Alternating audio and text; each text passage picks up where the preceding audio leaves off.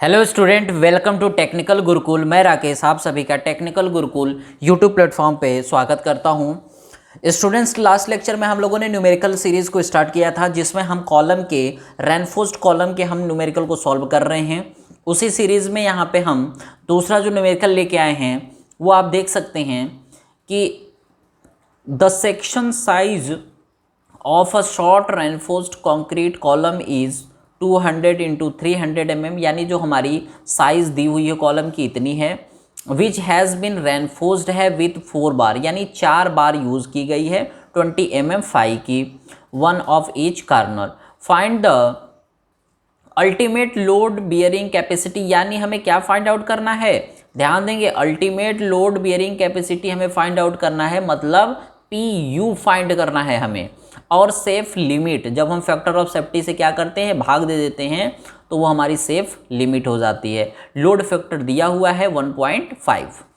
अब हम इसमें दो कंडीशन दिया हुआ है, पहला M15 ग्रेड के लिए और FE 250 के लिए, और M20 और FE 415 ग्रेड के लिए हमें क्या निकालना है, load ultimate load bearing capacity हमें दोनों केस में निकालनी है। बहुत अच्छा न्यूमेरिकल है, डेफिनेटली आपके एग्जाम में इसी तरह के क्वेश्चंस आने वाले हैं, बहुत बढ़िया क्वेश्चंस है ये।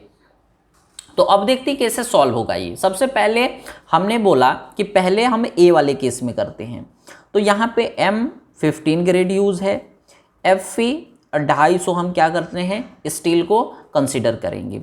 तो M यानी FCK की वैल्यू कितनी हो जाएगी 15, FY की वैल्यू कितनी हो जाएगी, यहाँ पे FY की वैल्यू हो जाएगी कितनी 250, ये हो गई हमारी।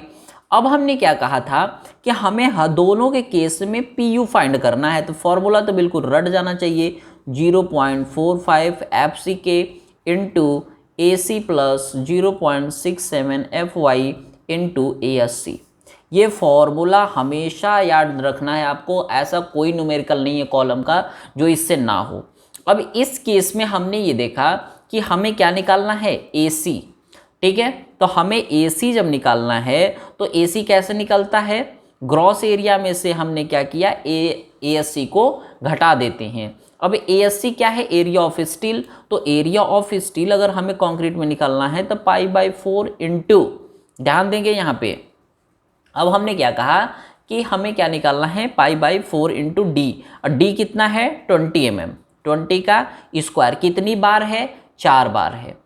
तो हमने यहाँ पे एरिया ऑफ स्टील जो निकाला, जब हम इसको क्या करेंगे तो ये कितना हो जाएगा, सीधे सीधे पाई इंटू इतना करेंगे तो ये हमारा आएगा ASC 1256 mm स्क्वायर। कैल्सी से आप इसको सॉल्व करें, अगर आप कैल्सी से सॉल्व नहीं कर रहे हैं तो आप बहुत बड़ा मिस्टेक कर रहे हैं एग्ज़ाम के में, ठीक है। अब ASC हमें पता चल चुका है और हमें यहाँ पे क्या निकालना है, ASC हमें पता चल चुका है, और एरिया ऑफ जो हमारा कंक्रीट है वो हमें क्या करना है, फाइंड आउट करना है AC। तो हम AC अगर फाइंड आउट करना है तो कैसे होगा, 200 जो एरिया ऑफ हमारा AC बराबर क्या होगा, यहाँ से देख सकते हैं हम कि AC बराबर जो हमारा ग्रॉस एरिया था इतना माइनस ASC 1256 कर देंगे, तो यहाँ से हमें क्या निकल जाएगा, यहाँ से हमें AC यानी नेट कंक्रीट एरिया का हमें निकल जाएगा। तो AC बराबर कितना हो जाएगा, 58744 मीटर स्क्वायर, ये हमारा एरिया निकल के आएगा, कौन सा, AC का, ठीक है। ध्यान देंगे यहाँ पे हमारा AC का एरिया जो आएगा वो कितना आएगा, क्योंकि हमें AC से मतलब है, और AC बराबर क्या होता है, ग्रॉस एरिया में से हम क्या करते हैं, घटा देते हैं एरिया ऑफ स्टील का, स्टील को।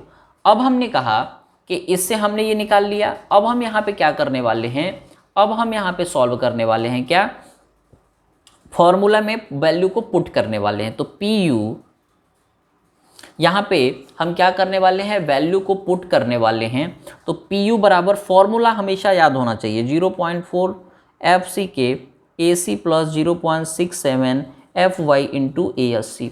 ये फॉर्मूला बार बार लिखना है क्योंकि इसी में हमें वैल्यू को पुट करना है। अब हमने 0.4 इंटू FCK की वैल्यू कितनी है, 15 है, AC की वैल्यू अभी जस्ट आई है 584, ये 58744 प्लस 0.67 इंटू FY, यानी हम स्टील कितना यूज़ कर रहे थे, Fe 250 के लिए निकाल रहे हैं, और area of steel in compression कितना है 1256। अब इसको क्या करेंगे, हम सॉल्व कर लेंगे। तो हम जब सॉल्व करेंगे तो कितना आएगा, ये 562844 न्यूटन। अगर हम टन में इसी को करें तो कितना हो जाएगा 56.3 टन।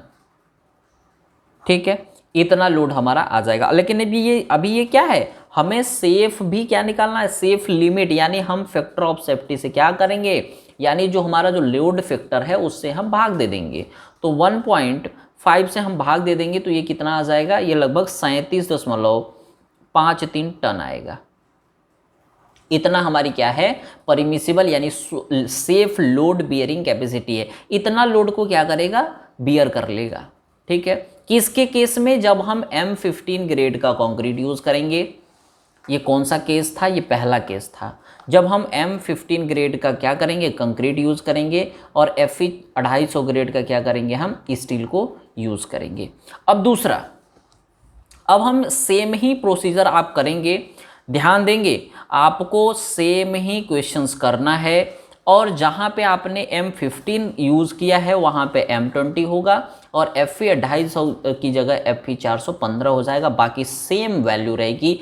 आपको इस क्वेश्चंस को सॉल्व करना है और कमेंट बॉक्स में बताना है कि सर क्वेश्चन नंबर हमारा, इस क्वेश्चंस का जो हमारा बी पार्ट है उसका आंसर कितना आएगा, आपको कमेंट करके बताना है।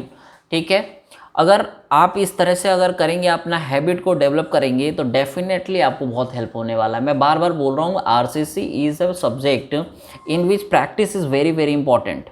विदाउट प्रैक्टिस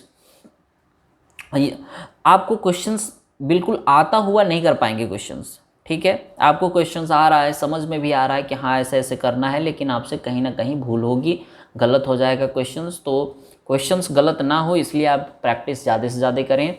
और RCC में बार बार बोल रहा हूँ कि आप कैलकुलेटर चलाइए, कैलसी को चलाइए बार बार।